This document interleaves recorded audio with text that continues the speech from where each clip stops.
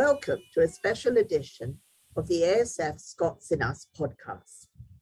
On October 21st, 2021, ASF presented Bringing the Bards Home.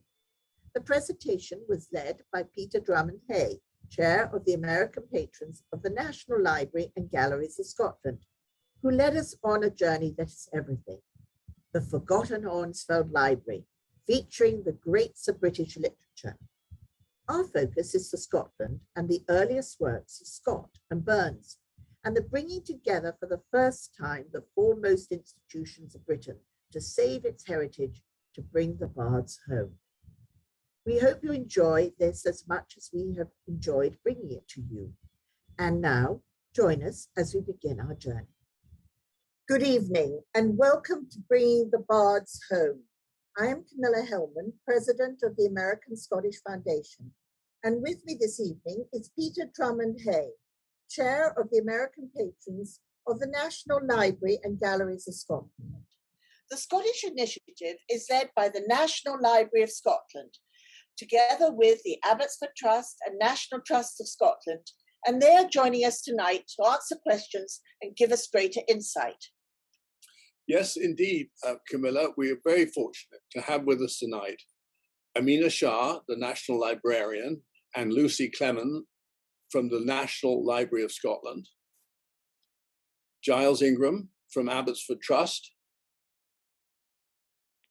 Kirsten Bridier from the National Trust for Scotland USA Foundation, and Ken Donnelly, President of the Burns Society of New York and Chair of the American Scottish Foundation. And now, Peter, may I ask you to introduce us to the Honresfield Library? Good evening, everybody. This is a great story, almost worthy of a Walter Scott novel, although it has taken place well after his death. It's a story of how some great literary treasures were almost lost to scholars, but are now found and will hopefully be preserved and available forever. And this is largely because of the patient and unrelenting efforts of a man who was not a scholar, never went to university, but was so passionate in his love for Robert Burns and what he represented that he kept the doors of the library from slamming tight. In the latter part of the 19th century, it was not uncommon for successful industrialists in the UK to collect rare books and manuscripts, demonstrating their erudition, just as the wealthy figures like Huntington, Morgan, Carnegie, among others here in America, were collecting European art and objects to demonstrate their good taste. Among such collectors of literary manuscripts was William Law, one of two brothers who'd built a large textile business in Littlesborough in Lancashire. His considerable collection was kept nearby at Honresfield House, where he lived with his brother and also business partner, Alfred. Neither brother had children, nor wives, as far as we know, and both the business and William's library ultimately were left to their nephew, A.J. Law, who later became the Tory MP Sir Alfred Law, who was clearly more interested in politics than in poetry. Many of the important libraries collected in the 19th and early 20th centuries were broken up and dispersed in the decades after World War I, often to meet estate tax obligations, but the new owner of the Honresfield Library had no such financial pressures.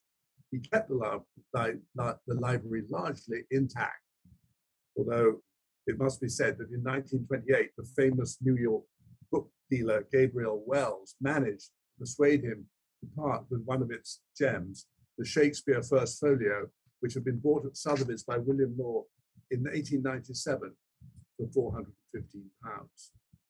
£415. But Alfred Law kept the library private from all but one or two outsiders, and so very few people have seen the treasures that lie within. One who did was Davidson Cook, the man I referred to earlier. Cook was not an academic. In fact, he worked his whole life for the Cooperative Wholesale Society, but he was a passionate Burns lover, and in his spare time, he sought to discover as much material as he could and to get it published. He won the confidence of Alfred Law, and it's largely thanks to him and his pursuit of Burns that the Honresfield Library and its treasure trove of the works, not only of Burns, but of Sir Walter Scott, the Brontës, Jane Austen, and Lord Byron, among others, stayed on the radar of the book world. Cook was generous in sharing his discoveries of Honresfield, and it's thanks to him that a photographic facsimile of the first commonplace book of Burns was published in 1938.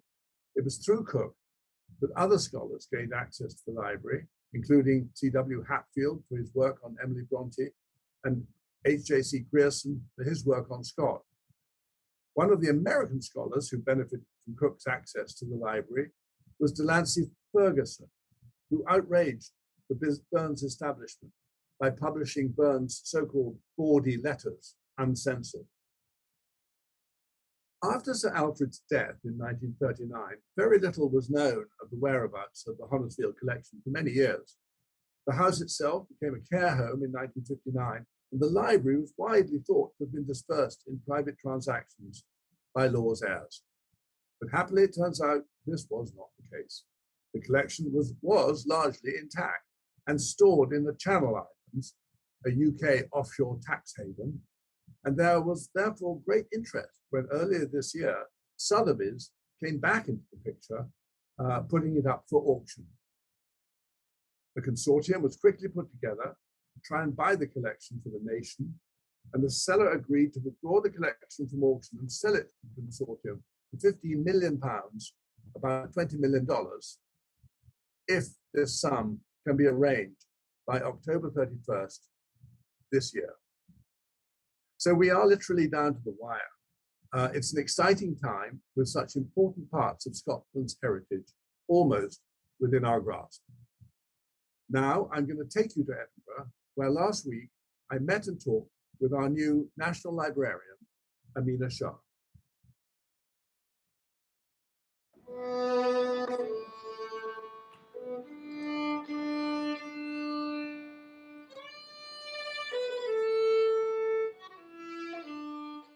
Welcome to the National Library of Scotland.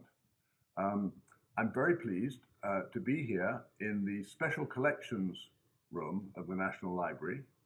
This is the place where the most rare and important items in the collection are studied by scholars who come here to do their research. And I'm very pleased to be able to introduce you to Amina Shah, the National Librarian and Chief Executive of the National Library. Amina. Thank you, Peter. Good afternoon. It's great to welcome you because I think this is your second or third week. That's right, in post. And so perhaps before anything else, could you tell us a little bit about yourself for those people on the call who don't know you? Absolutely, thank you. Yes, I'm a librarian. I've been working in Scotland for the last 25 years in a range of public and academic libraries, and most recently I was at University of St Andrews, and I've been on the board of the National Library for the last 7 years. So it very much feels like coming home to be taking up this role, and it's a really exciting time for us in the National Library. We've got the centenary in 2025, and of course we've come across this treasure trove at Honresfield, this amazing collection, which is a hugely exciting time. Well, indeed, it's such a rare thing, isn't it, for a collection of such incredible literary treasures to come available.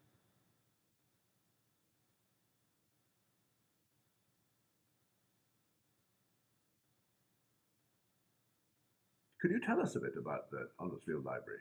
Absolutely. Well, you're right. It's storybook stuff. It's fairy tale for the people who are interested in books and libraries and manuscripts, indeed.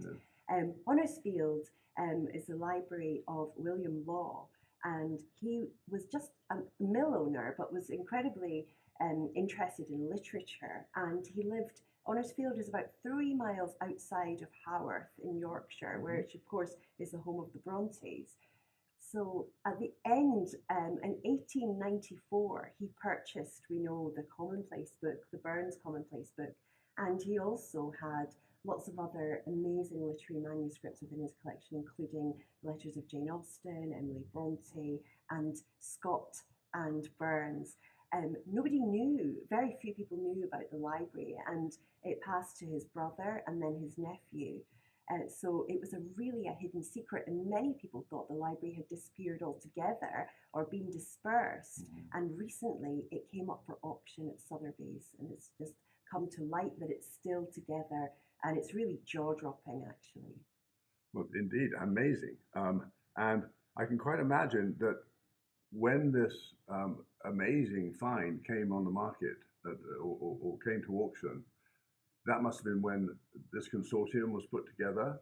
Absolutely. Yeah. Because, of course, if it goes to private auction, the items will be dispersed and never be seen again as a collection or in the for the public. And the consortium came together really quite quickly. So we're working across the United Kingdom to make sure that we can purchase the items, preserve them, conserve them, make them available in the future, and act collaboratively. It's really quite unique. So this is not just Scotland. It's UK wide. So can you tell us which the members of the consortium are?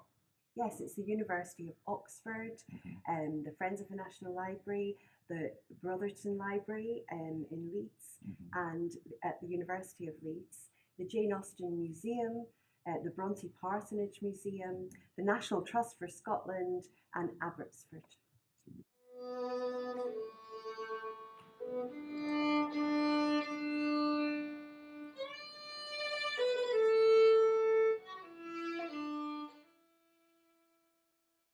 So, Peter, how did the consortium come to be? This is just an amazing story.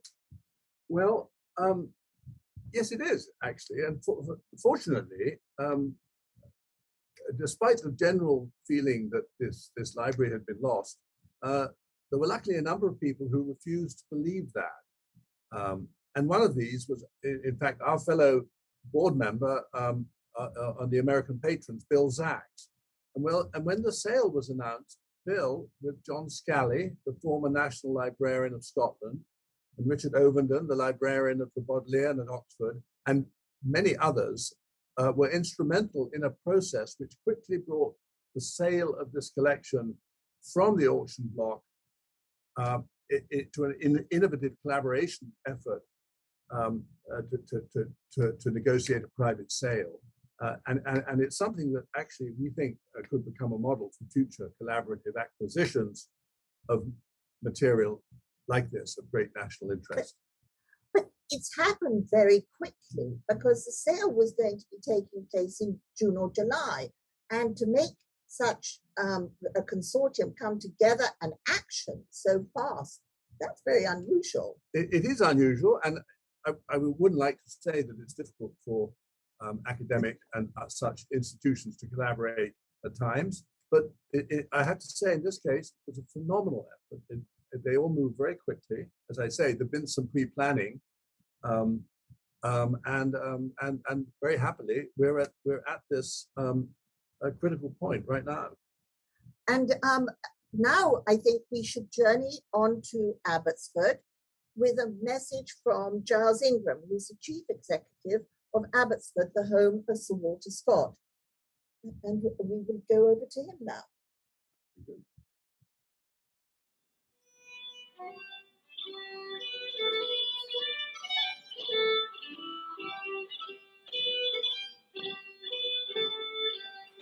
Hello there, Camilla and everybody in the American Scottish Foundation. My name is Giles Ingram, and I'm talking to you today from Sir Walter Scott's home, Abbotsford, here in the Scottish Borders. I'm sitting in his wonderful library, one of the most important authors' libraries anywhere in the world, largely unchanged since Sir Walter Scott lived here himself. It's been open to visitors ever since 1834.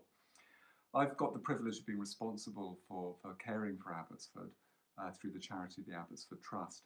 And we're working alongside the National Library, the National Trust for Scotland, and others across the UK to try and rescue the incredible manuscripts of the Honresfield Library and bring them back into public ownership, having been hidden away from public for so many years. We're immensely excited by this opportunity, and we're really hoping that you might be able to help us as we approach the final stages of our fundraising campaign. But before I say a little bit more on that, I just wanted to say first and foremost a few words on the great poet and novelist Sir Walter Scott, and to explain why he is such a beloved and deeply influential Scot. Scott's influence in Scotland remains immense. So many of those cultural iconic images that you and I have of Scotland, whether you're Scottish, whether you're of Scottish ancestry, whether you've just simply come to Scotland on holiday, so many of those iconic images owe a debt to Scott. And yet those origins are so easy for all of us to forget. This is a man who ignited a nation's imagination through his storytelling, fascinated people with our own past, and found ways for us all to connect with that past in ways which united us. This was the man who brought tartan back into common use, and that clearly has to be one of the best known symbols of Scotland today.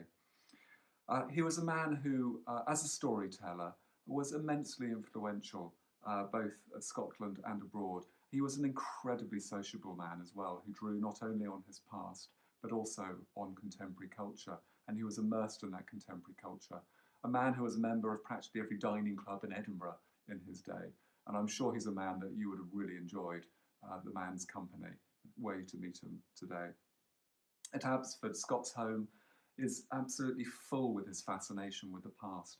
I'm sitting in the library here today, but if you were to go around the corner, not far away from me, enter his entrance hall or his armoury, or the Chinese drawing room, you'll see the walls are absolutely covered with antiquarian items which he collected, not only from Scotland, but from the world as it was being discovered in his day.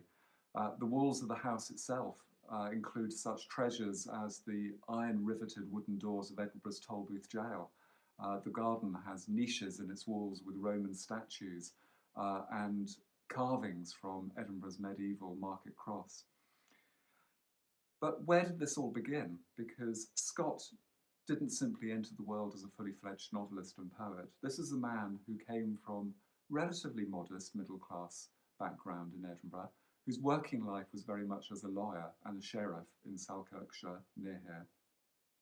He began by collecting the word-of-mouth stories that were passed through generations of folk here in the Scottish borders, and he ended up as one of the most famous men in the world.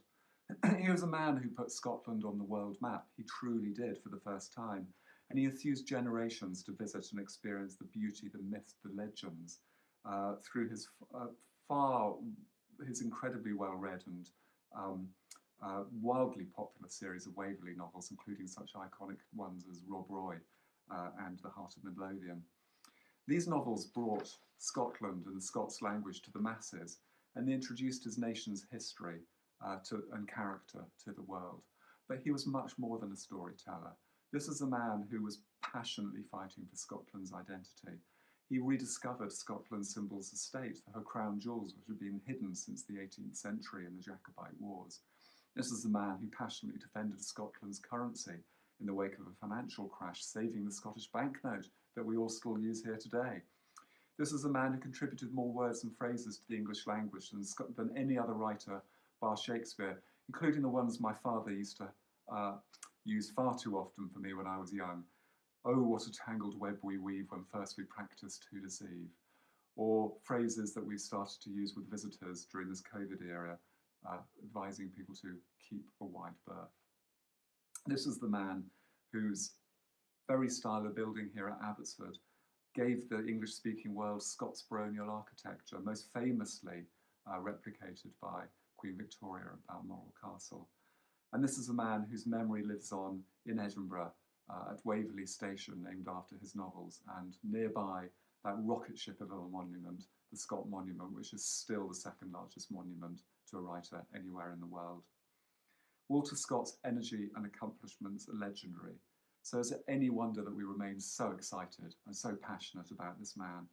And so it's so fitting that in this year, the 250th anniversary of Sir Walter Scott, we have the chance, through our fundraising campaign for the sale of the Honresfield Library, our nation has a chance to bring home many exceptional manuscripts and papers associated with this great man, with Burns, with Brontë, and other great writers. Amongst this incredible collection are such gems as Scott's complete working manuscript of the famous novel Rob Roy, numerous collections of letters, very personal letters, to his publishers, and the only known surviving working manuscript of the part of the poem which first established Scott's reputation, the very, very first romantic poem which made him famous, The Lay of the Last Minstrel. I'm going to finish off by reciting you just a few of the lines from The Lay of the Last Minstrel, lines you may possibly even recall or know yourself. Breathes there the man with soul so dead, who never to himself hath said, this is my own, my native land.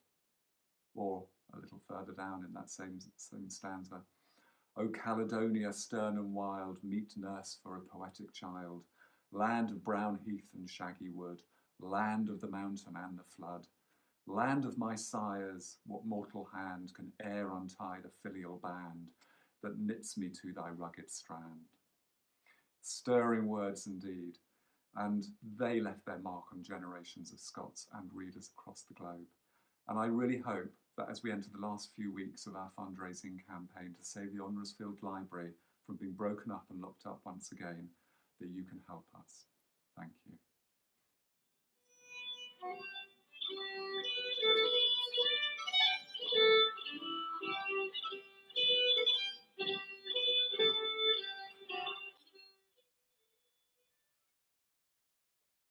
Thank you, Giles.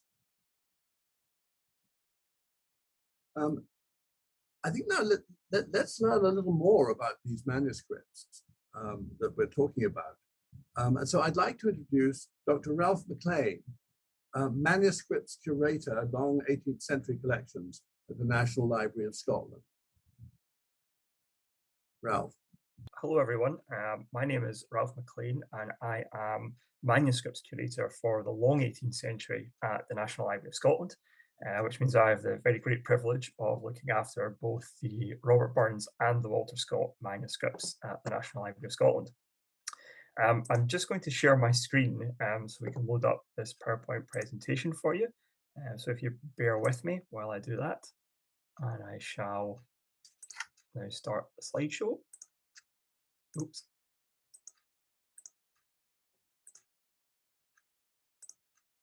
There we go. So hopefully you'll now be able to see that on the screen. I should say, if you do have any questions about what I've been speaking about or about the Scottish elements of the Honresfield collection, please don't hesitate to contact me. My email address is at the bottom of the screen there. So among the many treasures contained in the Honresfield Library are works of huge literary and cultural significance to Scotland. Manuscripts of Robert Burns and Sir Walter Scott form a substantial part of the collection, some of which are the most important manuscript material of these writers that are still held in private hands. So to turn our attention to Burns, the key item is undoubtedly the first commonplace book pictured here. Now, there are 3 commonplace books associated with Burns. The first, which is the one here, contains some of the earliest examples of his poetry, and it demonstrates the developing poetic talent that he gained before he gained national recognition with the publication of his poems, chiefly in the Scottish dialect, in 1786. The second commonplace book, started while Burns was in Edinburgh, contains insights and observations on the Edinburgh literati who engaged with them during his time in the capital. It's held by the Robert Burns Birthplace Museum in Ayrshire, who are a partner in the Honresfield collection. Now, the third commonplace book is held by the National Library of Scotland, and it comprises 2 volumes, and it's most commonly referred to as the Glenriddle manuscripts. And here's an image from the Glenriddle manuscripts. This one is Burns's famous work, Holy Willie's Prayer. It's called the Glenriddle manuscripts because Burns gave them to his friend, Robert Riddle of Glenriddle. And these manuscripts are effectively Burns's greatest hits, where he's copying out versions of his most important verse, as well as key parts of his correspondence as well. And the third commonplace book, held at the National Library of Scotland, has a close tie to the first commonplace book because Burns copied out parts of the first book into the third after coming across the volume at one point. And these manuscripts were actually bought in 1913 by the Philadelphian industrialist John Gravel, who later gave them as a gift to the people of Scotland. Now, the first commonplace book contains original compositions of Robert Burns's work. Here, for example, is the poem John Barleycorn, and John Barleycorn is effectively a personification of whiskey, and it's talking about the development of like how whiskey is developed and then made and then consumed. But in addition to original poetry, it also has frequent quotations from literary and philosophical works as well, including references to Adam Smith, among others. And this demonstrates the depth and the breadth of Burns's reading and education. And it's an important document as Burns himself outlines his poetic development, as he does here on the first page, and he explores what it was and what drove him to start writing poetry. Now, the Honresfield collection also contains a further 24 letters, poems and songs of Burns, and highlights from this part of the collection include the only surviving letter that Burns wrote to his father, which is also one of the earliest surviving letters of Burns in existence.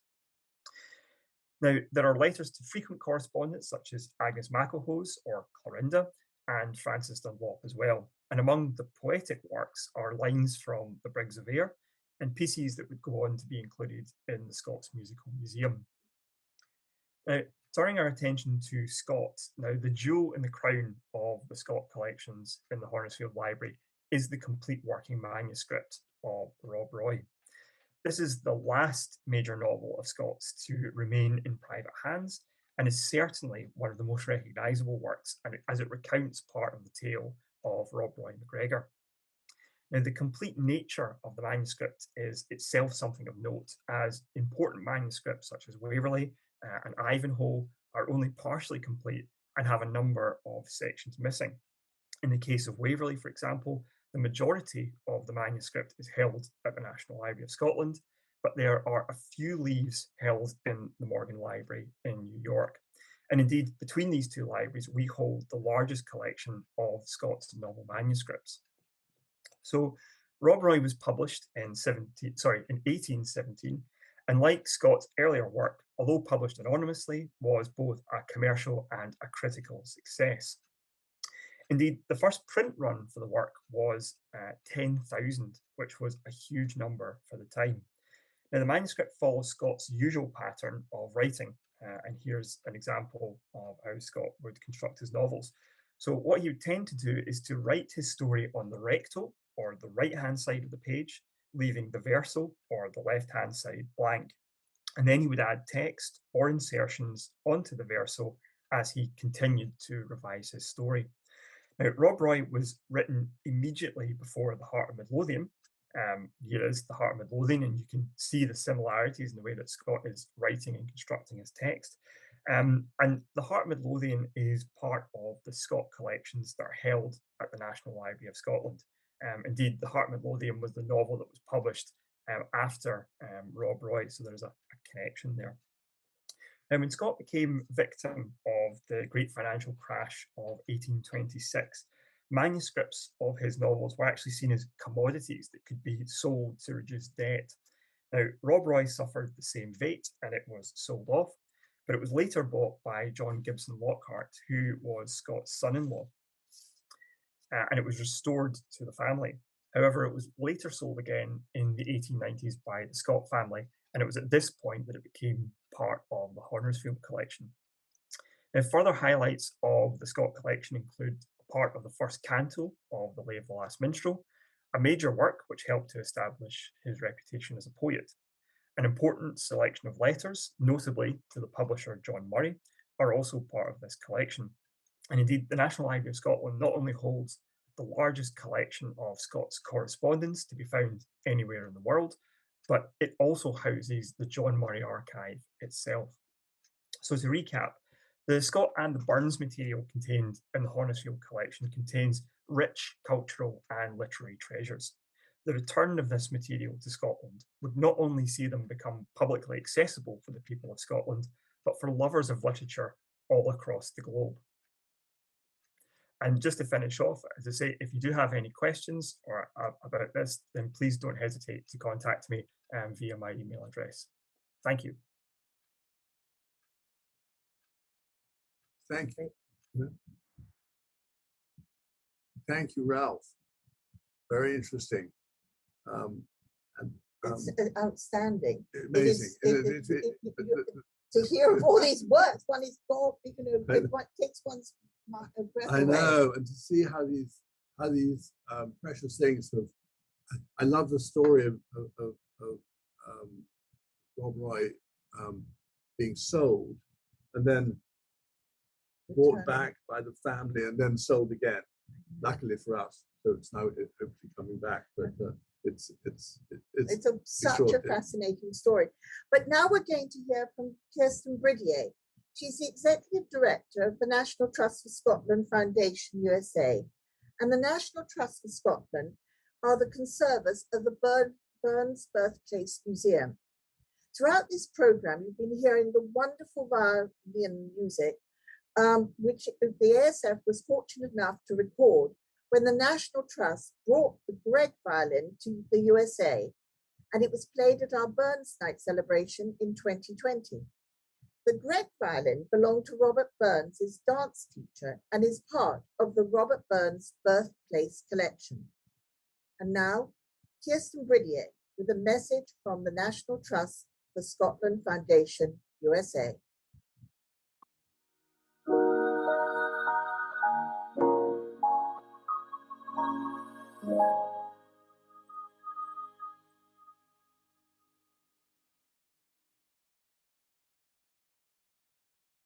I'm Kirsten Bridier, Executive Director of the National Trust for Scotland Foundation USA.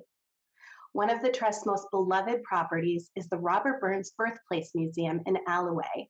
It's a complex that includes the humble thatched cottage where the poet was born, and it's an essential stop for any visitor to Scotland with an interest in Burns.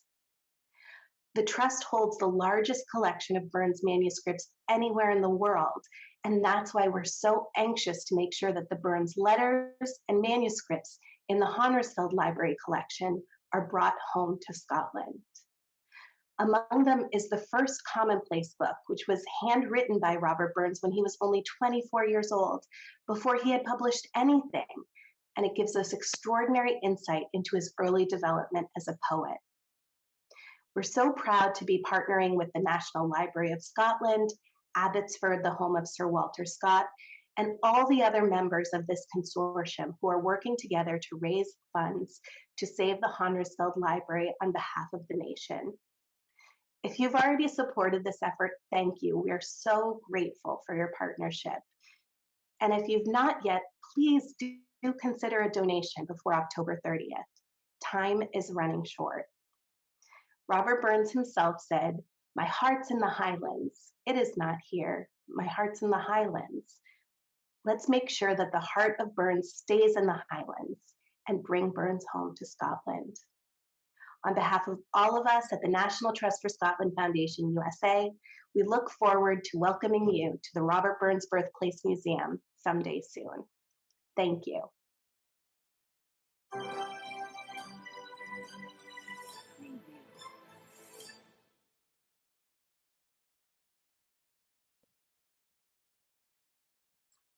Thank you, Kirsten.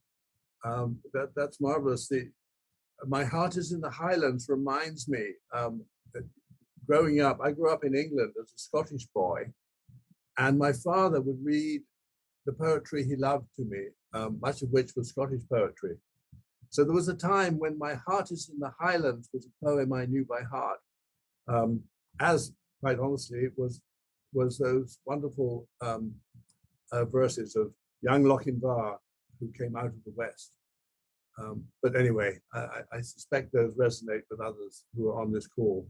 But now look, let's go back to my conversation with Amina Shah last week. Back to Edinburgh.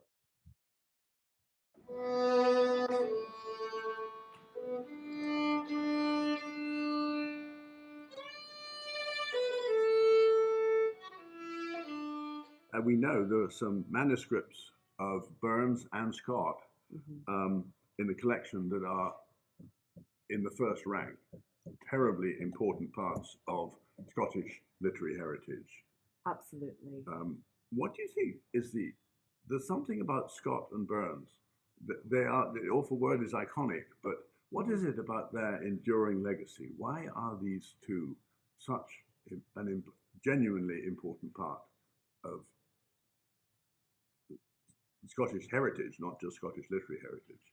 Yeah, well, Burns, of course, is remembered, and he wrote in the vernacular, and he talks about a man's a man for all that, and he pulls on our heartstrings, and it's enduring. I mean, I went to school in Edinburgh, to primary school, and we all had to recite Burns and Burns Night, and we had our Burns suppers, and then we have the beautiful songs of Eddie Reader today that just really bring it back to life. And he's actually, although he was writing so long ago, his poems have messages for us today that last, that are so enduring.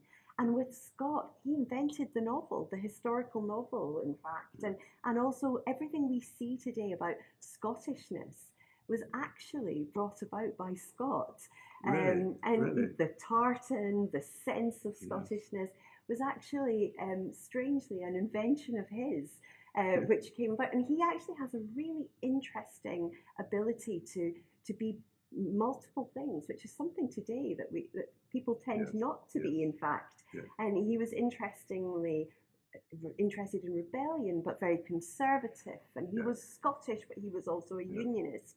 And I think these are really interesting things. And of course, we have the Scots Monument, and we have Burns all across the city and all across Scotland. Yes, it's true. And of course, I mean, Scott was not only, obviously, as you say, in a way, the first historical novelist, but he was also a poet of the first rank. Absolutely. Which is an unusual combination. Yes, absolutely, right? Absolutely. And he just was an excellent writer, and liked to write. He was also rich and then poor and then rich again and poor. He's had an amazingly sort of complex story, which is really fascinating. Yes. Well, now, which of the items in this collection are you most enthusiastic about? Well, hard question, I know. All of them. No, the Commonplace book is incredible, because this is Burns writing from when he was a young man, 23, 24, and so we can see some of that. Now, a Commonplace book, is it like a journal? Is it just something that he's keeping every day? Can you tell us what that is exactly? Yes, absolutely. It's like a notebook, his thoughts, snippets of poems, extracts of things that he's writing. It's exactly like a journal. It's like his early work, so it's almost a precursor to more detailed and finished, polished work later on. But personally, I think it's his letters. We've got a letter to his father, a letter to his wife, and we already in the National Library have an amazing collection of Burns letters. So to have these additional letters it'll just open up a world of understanding of Burns and his life. Yes. And now these works are going to be, I mean, the National Library is working with the National Trust, who have the Burns Birthplace, with Abbotsford, to secure these works. And has it been decided who's going to have them once we've successfully acquired them for the nation? Yes. I believe agreement has been made, right? It has, absolutely. We've worked out an agreement, and there are certain items which, particularly those that pertain to Ayrshire, that talk about Ayrshire, that those are going to be with the National Trust for Scotland at the Burns Birthplace in Ayrshire. And at the National Library, we're going to have the first Commonplace book, but it's going to be shared with the National Trust for Scotland. So we are better equipped to preserve it, to keep it, but the National Trust for Scotland will also have access to it when necessary. So it's a really interesting way of working that we haven't tried before. Well, this is an exciting thing, isn't it? To have these Scottish institutions working together. It absolutely is. As of course they should, and I'm so happy And this consortium approach, hopefully, I mean, you're pioneering it in a way now, but hopefully this can be something which, going forward, we'll see more of. Absolutely, and certainly we'll be working with Abbotsford, of course, Scots House, and the National Trust for Scotland to make sure that we can digitise these collections. We'll have an excellent programme, so it'll be available for everyone across the world to see and enjoy, and for scholars too. Well, and I hope that a lot of the people who are watching this on a visit to Scotland, giving some notice in advance, may be able to see this if we can succeed in securing them. Absolutely, we can't wait to welcome them. Good. Well, thank you so much. Thank you.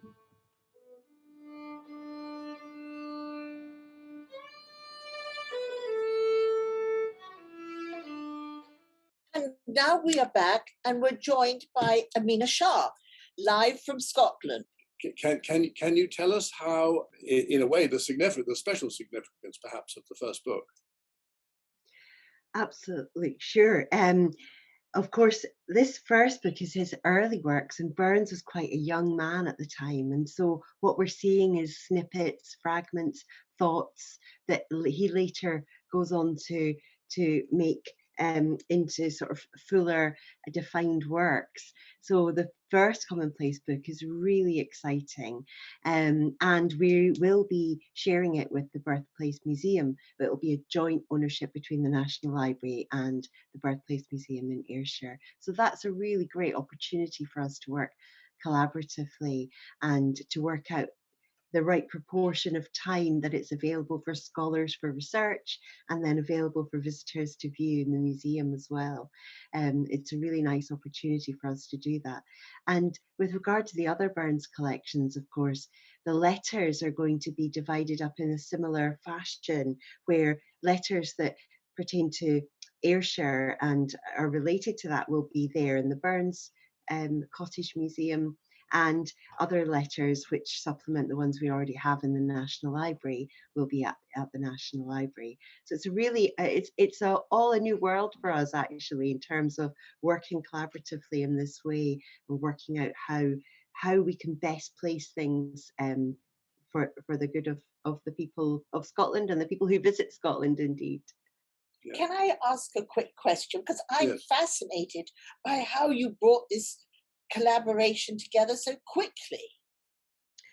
Yes, it's amazing actually, and I can take absolutely zero credit because of course I wasn't here. It was my predecessor, the wonderful Dr. John Scally, and it was actually I think the Friends of the National Library that got together and decided that perhaps this was an opportunity when Sotheby's approached and said this was coming on the market, and people got together really quickly and took really fast action to gather as many of the relevant parties together as possible to work collaboratively on this. Well, it's very exciting, and it's also very exciting to think that perhaps this becomes a little bit of a template in the future when other works of such importance of all kinds have become available. It shows that great cultural institutions can quickly work together for a common aim, which is wonderful. Well, thank you so much. So, Ken, could you let us know a little bit about your role within the Burns Society of New York, which is the oldest Burns Society in the United States, and how important Burns is to all of us in the diasporas around the world? Yes, thank you, Camilla and Peter. Good evening, everyone. My name is Kenneth Donnelly, president of the Burns Society of New York City, the oldest in the United States, as Camilla had said. We are dedicated to keeping alive the memory of Burns through educational programs, scholarships, and events. And in January of next year, we'll be celebrating our 150th anniversary Robert Burns dinner. I may say the original menu on the dinner last 150 years ago included cockaliki soup, a delicacy of Scottish cuisine that we all enjoy still today. Give me a spark, O nature's fire, That's all the learning I desire, a quote from Robert Burns. Beautiful. One of the challenges in the Robert Burns global community over the years is the difficulty in tracing the ownership of many Burns writings and acquiring original copy materials. Many of his letters and manuscripts have disappeared over the years into private hands and have become no longer available to present-day Burns scholars, to researchers, and to the public at large. Some of these private collections are known about, but are feared lost, which was exactly the case with the Honresfield Library collection. For example, the first commonplace book that was just mentioned. Well, we are therefore excited today to have this opportunity before us, and I hope you can contribute in some way to its successful return to Scotland. I really want to thank you, Camilla, and the American Scottish Foundation. I hope people have all, as I have, learned quite a bit this evening. I'm very grateful to you for arranging this, and to our speakers, Amina Shah and Ralph McLean from the National Library, Kirsten Bridier, the National Trust for Scotland, and Giles Ingram of the Abbotsford Trust. And in closing, I'd like to share two messages, one from Chris Thompson in Washington on behalf of the Scottish Government, and one from Geordie Gregg, who chairs the Friends of the National Libraries in the UK, and is also the editor of the Daily Mail, that great newspaper, and is speaking to us from the newsroom, from his newsroom in London. So thank you all for watching. Thank you for any support you can give, which I hope will enable us to bring the Bards home. Now let's turn to Chris Thompson in Washington on behalf of the Scottish Government. Hi, I'm Chris Thompson, and as a tartan, the accent, and the handy pop-up sign will attest, I'm the new Scottish Affairs Commissioner here in the USA. I've only recently arrived, but I'm delighted to support the Bring the Bards Home appeal. It's been wonderful to learn of this effort in the UK and also the Scottish American community, coming together to secure these important literary manuscripts by Robert Burns and Sir Walter Scott. It's incredible to see the cooperation of 8 cultural institutions coming together to secure the Honresfield Library's collection of manuscripts so that they're available to the nation. The Scottish effort is being led by the National Library of Scotland, together with Abbotsford and the National Trust for Scotland. These works have not been seen by the public for nearly 100 years, and whilst they've been accessible to some scholars, we'd love to see them more widely available. As we come into Scotland's Year of Stories, what a wonderful achievement it would be if we can truly bring the Bards home. Thank you for your support.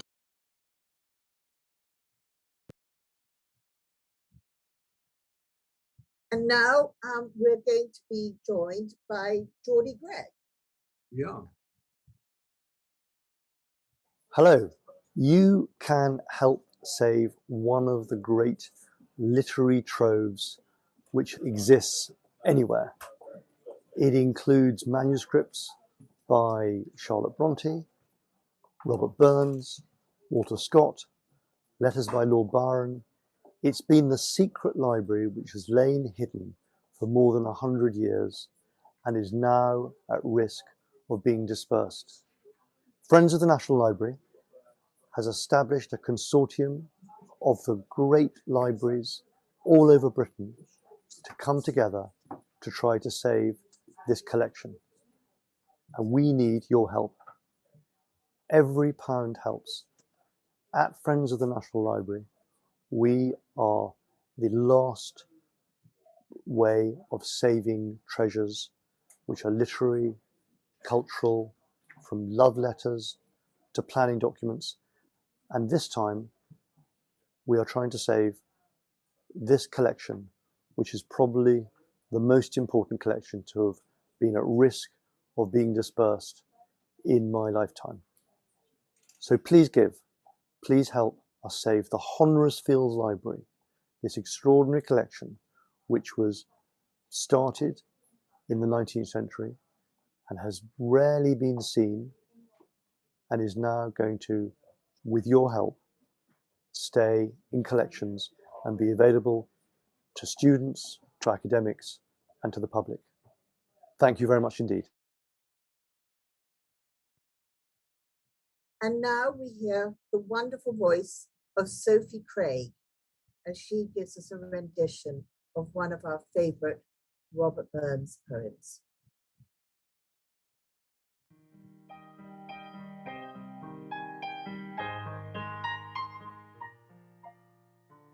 A fond kiss and then we sever. If it will last forever, deep in a heart run tears and pledge thee, warring sighs and groans I'll wage thee.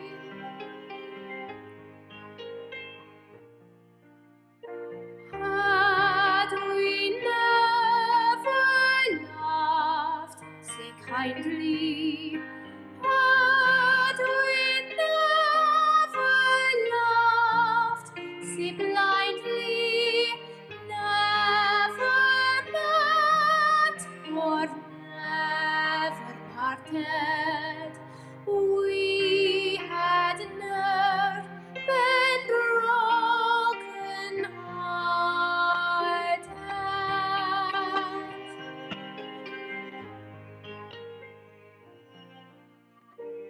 Fare thee weel thou first and fairest, fare thee weel thou best and dearest, thine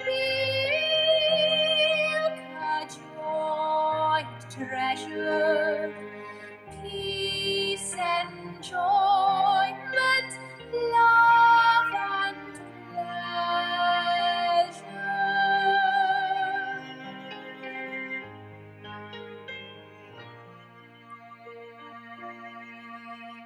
A fond kiss and then we sever. If it will last forever, deep in heart run tears and pledge thee, warring sighs and groans I'll wage thee.